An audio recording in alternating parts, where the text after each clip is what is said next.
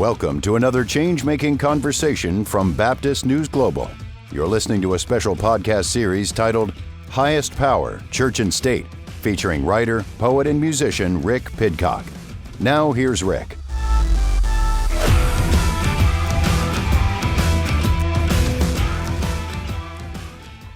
I'd like to start off this morning with a bit of a more lighthearted story because we've been dealing with some heavy things lately. And this past weekend, I think, has been a reminder of the need for rest and for renewing our minds, even getting our minds off of things sometimes. It was the tip-off for March Madness, and many of us enjoy doing bracket contests with family, friends, or coworkers. Every year we do one with our kids, and they love checking the scores to see who's winning. And they aren't even sports fans, but they'll get into the bracket contest. We give them prizes for how well they do. And it's really nice when there's so much negativity in the world around us to have a chance to reset our minds and just rest our anxieties, even if it's something as seemingly trivial as college basketball. There's something about the seemingly trivial that can be very healing for us. In the NBA, Friday night's game with the Minnesota Timberwolves made the news this weekend because Joe Ingles, who's one of the Timberwolves players, had his family at the game. They've been living in Orlando all year, and Ingles' son has autism, so it's very difficult for him to sit through an entire NBA game due to the sensory overload of it all. And Ingles is normally on the bench. He often doesn't play at this stage in his career. But despite being the 7th seed and fighting for a playoff spot, the Timberwolves head coach, Chris Finch, decided to start Ingles so Ingles' son could see him play. Yeah, it's emotional, sometimes you got to do the human thing. And we always talk about all these minutes matter, and those minutes matter for another reason. But someone put it in my head today and as an idea to make sure that Joe can see the floor, and I figured if we're going to do it, let's do it in style. So guys were behind it, and I think it gave us the right boost that we needed and change of energy. So it's not often that you get to do those types of things, but we're really happy that we could. He said, sometimes you got to do the human thing. And I love how he's approaching something as seemingly trivial as sports, but also there's millions of dollars on the line and a playoff spot on the line. He's treating this situation as something about our humanity. Speaking of doing the human thing, a lot of kids, when they grow up, they dream of becoming professional basketball players, or they may dream of doing something else like becoming astronauts. And like with many careers, space has mostly been a place for white men.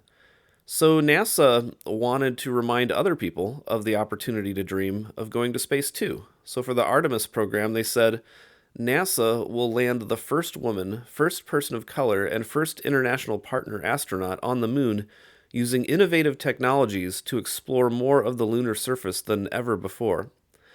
This would be an unbelievable opportunity for young girls and for people of different racial and ethnic identities than white men to dream of growing up and going to space. As the Timberwolves head coach Chris Finch would say, sometimes you gotta do the human thing. But then here comes Trump, and Trump doesn't like anything that looks like diversity, equity, and inclusion because that would be racist and sexist against white men. So as a result, The Guardian reported over the weekend that, quote, NASA has dropped its long-standing public commitment to land the first woman and person of color on the moon. In response to Donald Trump's directives to eliminate diversity, equity, and inclusion, DEI practices at federal agencies. So we have a problem in our society right now with men, specifically white men, feeling persecuted and then treating others in a way that isn't the human way, but that dehumanizes people. We're seeing this in politics. We're also seeing it in the church. I have a new piece out this morning about receiving a phone call last Wednesday evening from Tim Whitaker of the New Evangelicals, in which Whitaker was acting in a very intimidating way toward me about my piece regarding the Grace Report. You can read all the details at baptistnews.com in my new piece titled, "That Time I Got an Angry Call from the Subject of an Article About Anger and Abuse." But what is clear in all of these stories is that we have a crisis in masculinity today, specifically in white masculinity, and it begins in boyhood. So I sat down to discuss these issues with Angela Denker, who is a Lutheran pastor and the author of Disciples of White Jesus: The Radicalization of American Boyhood. Reverend Angela Denker, thanks for being here. Yeah, thanks for having me. So, in your book, you talk a lot about both sexism and racism. So, I'm curious how you see the connection between sexism and racism in white America. Ooh, yeah, that's a big one. Uh, I think it gets at that whole message of intersectionality, which is really at the heart of all the work that I do, and it's really at the heart of my faith too, that we can't understand one form of hatred or discrimination without understanding others.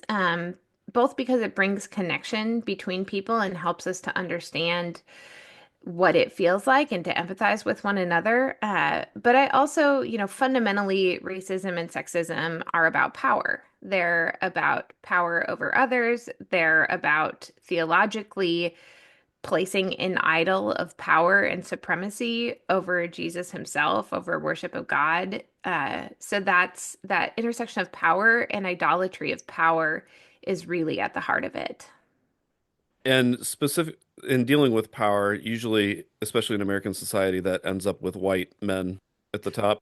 So there's a quote in your book where you say, I noted that our society is most often most perniciously structured by unwritten rules, that things like sexism and racism and homophobia and stifling gender roles can be defended and upheld best by unwritten rules, which can't be litigated against or prosecuted as hate crimes. It's unwritten rules that have structured this false sense of white male supremacy in or Christian male supremacy in America, created a particular type of man who can scream but not weep, who can hit but not knit, who is easily threatened but too insecure to admit he is wrong.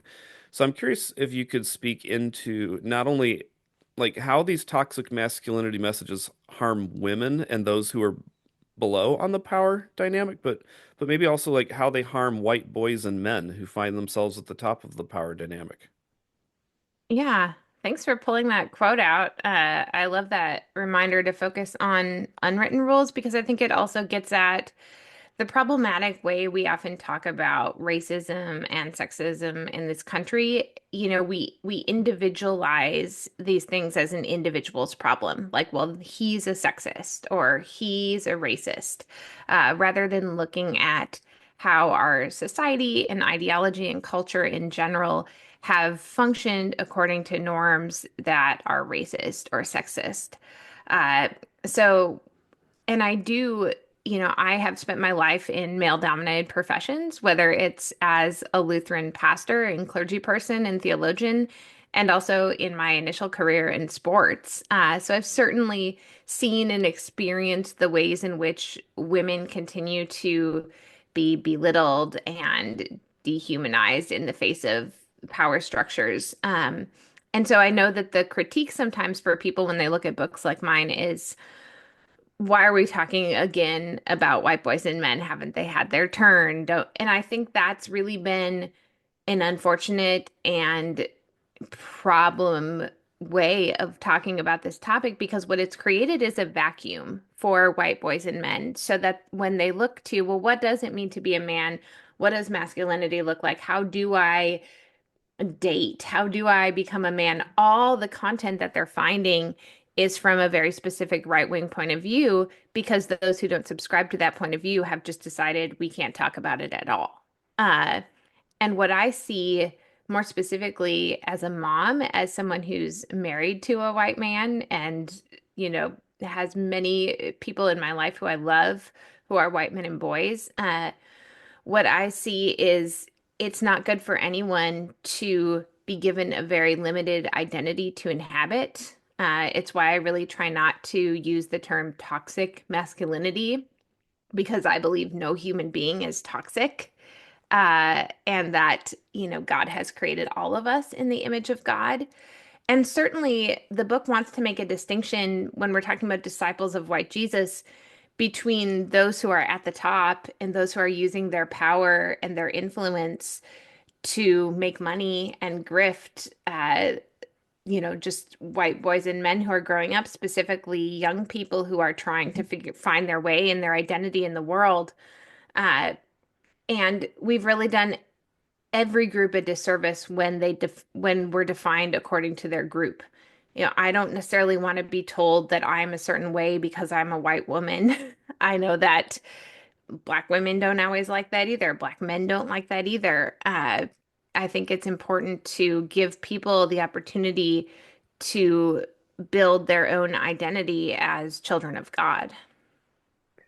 And one of the things I love how you parse a lot of this out is you connect these identities with theology. And you talk about, for example, you talk about the megachurch pastor Mark Driscoll presenting Jesus as a violent, angry warrior, an exemplar for husbands who ruled their churches, wives, and families with an iron fist. And then you ask, how can churches help young white Christian boys and men find compassionate masculinity when so often American Christianity has instead championed a violent, angry, hierarchical masculine God? And then you say, after all, they have been created in the image of God. If that God is thought to be an angry, violent man, then boys and young men will comport themselves in order to fit that image. So I'm curious how you see a potential embodied healing for angry, violent men by healing their theology of an angry, violent God.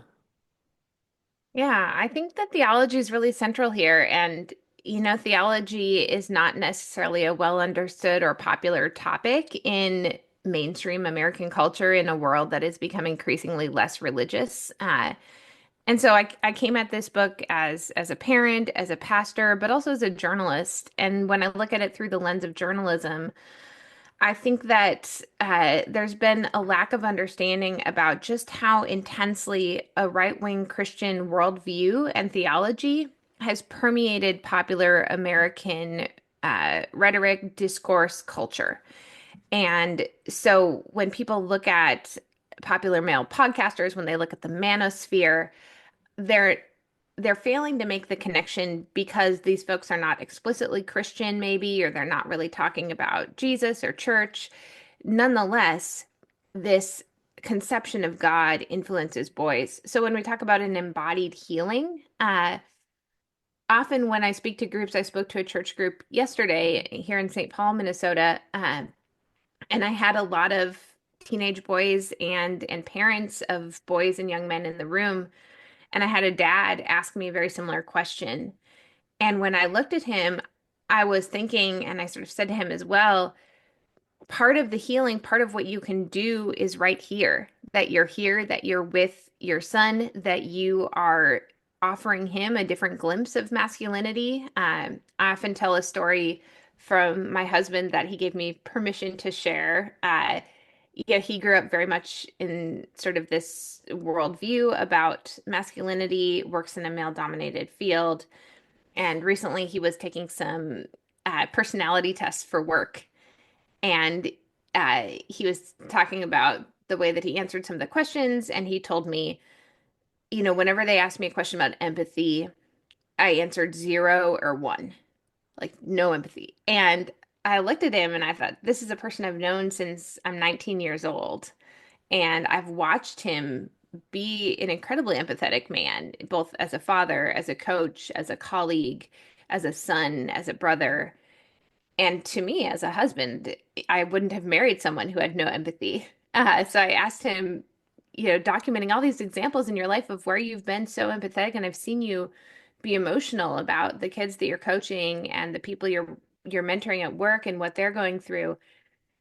And he said, ultimately it came around to that it had been so deeply ingrained in him that to admit that he had any kind of empathy would be weak, and that Hmm. he would be betraying some kind of weakness if he was empathetic. We're seeing that message, right now with books like Toxic Empathy. Yeah. uh, but I raised that conversation with my dad too. My dad told me the same thing, yes, this is what I wholeheartedly believed. And so I think the answer and what can we do in this embodied recovery does involve people looking really local at their own family relationships, teachers, coaches. It takes men themselves being able to recognize it's not weak to be empathetic, that this is actually a strength. I'm sure it's been a strength of yours, Rick, in your work. And so I think that is a huge place of healing. Yeah. And speaking of teachers, coaches, and all that, one of the things I mentioned in the opening section of today's show was the role of sports in our healing. And there's so much overwhelming news in politics and the church today of toxic masculinity. Well, I know you didn't like the phrase toxic masculinity, but of men hurting people. And even in sports, you see that a lot, that aggressiveness, the anger. But there's also a sense in which sports can relieve our minds of the stress and give our bodies an avenue to, exert ourselves. And there's a communal aspect of it. You talk a lot about sports in your book, and as well as in a piece about youth basketball you recently wrote for the Star Tribune. For the listeners, the title of that piece was "Youth Basketball is a Way of Life in the State of Hockey." So I'd love to hear you speak a little bit into that about how things like sports that may seem trivial in comparison to everything we see in the news today might actually play pivotal roles in our healing. Yeah, I mean, there's certainly a lot in sports to contribute to this kind of worldview of men as warriors. In my first book, Red State Christians, I also had a chapter on football coaches and the way that some of them, as we've seen in recent Supreme Court cases, are imparting Christian nationalism. So I do think it's important to tell the other side of sports because for me in my life, it certainly has been healing and a real source of strength and connection. And in my experience as a sports writer, I often go back to thinking about time that I spent with, elite male athletes who sort of fit into that idealized masculine role, as far as strength, as far as the way that they looked, tall, strong, muscular. But at the same time, there was a huge contrast between the way that they saw the world and the way that they presented themselves and the ways that somebody like Mark Driscoll, who's trying so desperately to inhabit that role, presents himself to the world. And so, what I saw in these men and what I see in so many men in my life, people like, again, my husband, my dad, my brother, and what I'm trying to impart to my boys is that sports can give you access to an identity that's bigger than just yourself. I think about that specifically with team sports, the ways that you have to learn to play different roles. You have to sometimes set aside what's best for you instead of turning to what's best for the team. One of the football coaches that I interviewed for Red State Christians talked to me about how one thing he's always loved about football is it's one of the few sports where you have people on the team whose entire role means that they're never ever going to touch the ball. Uh, so that aspect is really healing and helpful. And it brings a sense of confidence and identity that can be rooted in empathy and connection and relationships. I met my husband playing basketball, so I certainly see the ways it can bring about relationships and love. Uh, but we have to, and that's a good point too, that, as we talk about all of these things, nothing is ever entirely good or entirely bad. It takes what we put into it. And as parents of kids who are playing youth sports, that's an important thing to remember too. Well, Reverend Denker, thank you so much for sharing with us today. Thanks for having me. I love what Reverend Denker said about how theology or sports can shape men toward being warriors or toward healing. She said these contexts can help you embrace an identity that's bigger than yourself. And that's precisely where power over others breaks down, because as we learn more about ourselves, we connect with our neighbors, especially when we grow in our awareness while embracing empathy. We realize there is no identity that doesn't include our neighbor. And in a sense, the entire universe is in some way our neighbor. So while it can be overwhelmingly difficult to process the news today, whether dealing with politics or the church, we can embrace the seemingly trivial as opportunities to grow our self-identity toward one that doesn't wield power over our neighbors, but that welcomes and includes our neighbors.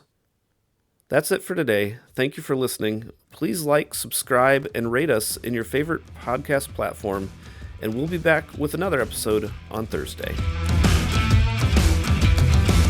This has been another change-making conversation from Baptist News Global. The episode you've just heard is part of a special podcast series titled Highest Power, Church and State. Be sure to follow BNG daily at baptistnews.com and subscribe to get notifications about future episodes. Baptist News Global is a national nonprofit news service that is independent, free, and faithful. BNG is supported by readers and listeners like you. Learn more at baptistnews.com.